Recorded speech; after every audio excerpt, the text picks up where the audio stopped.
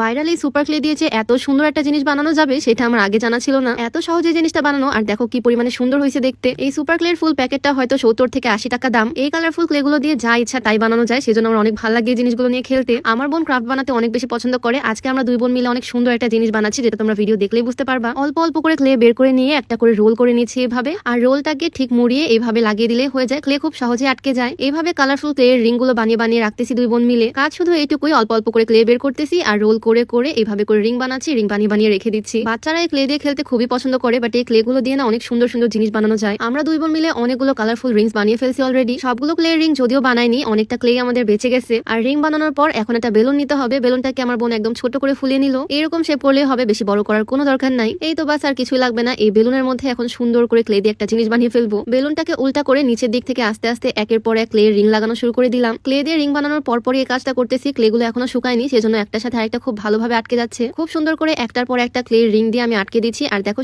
কয়েকটা লাগানোর পর দেখো কত সুন্দর একটা বাটির মতো শেপ হয়ে গেছে বেলুনের গায়ের উপরে। আর একটা স্টেপ আমরা করবো, সেজন্য আবারও কয়েকটা রিং রিং করে নিলাম, উপরের দিকটায় দিয়ে দিচ্ছি। আর সবগুলো হয়ে গেলে উপর থেকে একটু করে গ্লু দিয়ে দিচ্ছে আমার বোন। এমনিতেও ক্লে গুলো একটার সাথে একটা লেগে থাকে, তারপরেও সিকিউরিটির জন্য গ্লু দিয়ে নিল। এবার এটাকে ওভারনাইট রেখে দিতে হবে। আমরা এই কাজটা করলাম রাত্রেবেলা, আর কালকে সকালবেলা এটার বাকি কাজটা করবো। সারা রাত এটাকে এভাবে রেখে দিব, ক্লে গুলো শুকানো পর্যন্ত ওয়েট করবো। তো সারা রাত পর সকালবেলা এই তো আমার এই জিনিসটার অবস্থা এইরকম। বেলুনটাও একদম ঠিক ওই রকমই আছে, আর চারিপাশে আছে ক্লের রিং। এখন এই বেলুনটাকে সুন্দরভাবে ফাটাতে হবে, বাট কি একটা অবস্থা দেখো, বারবার পিন দিয়ে গুতা দেওয়ার পরও বেলুন ফাটতেছে না। এইটা দেখে তো আমি পুরাই অবাক। অনেকবার গুতা দেওয়ার পর ফাইনালি বেলুনটা ফাটছে। আর এই তো দেখো, যেটা আমরা বানাতে চাচ্ছিলাম একদম পারফেক্টলি হয়েছে। বেলুনের শেপের এই জিনিসটা করতে পারছি। এই জিনিসটা এত পরিমাণে কালারফুল, আর এখনো তোমরা এটার আসল সৌন্দর্য দেখতে পাচ্ছ না। একটু পরে তোমাদেরকে দেখাবো। তার আগে একটু সুতা কেটে নিচ্ছি, কারণ এই জিনিসটাকে ঝুলিয়ে রাখবো। মাত্র 70 টাকার ক্লে দিয়ে এত সুন্দর জিনিস বানিয়ে ফেললাম। আমার তো বিশ্বাসই হচ্ছে না। ফার্স্টে ভাবছিলাম জিনিসটা হয়তো সুন্দর হবে না, বা রাত্রেবেলা যখন রাখতেছিলাম মনে হচ্ছিল সকালে উঠতে উঠতে দেখবো বেলুন ফেটে গেছে। কিন্তু আসলে তেমন কিছুই হয়নি। যেই রকম চাইছিলাম ঠিক সেই রকমই বানাতে পারছি। এই তো জিনিসটা একদম ডান। চারটা সুন্দরভাবে সুতা দিয়ে বেঁধে নিয়েছি, আর এখন এটার মধ্যে দিয়ে দিচ্ছি ব্যাটারি লাইট। গ্যাস লাইটের ভিতরে যে লাইট থাকে চাইলে সেটাও দেওয়া যাবে, যে কোনো লাইটই এটার ভিতরে ইউজ করা যাবে।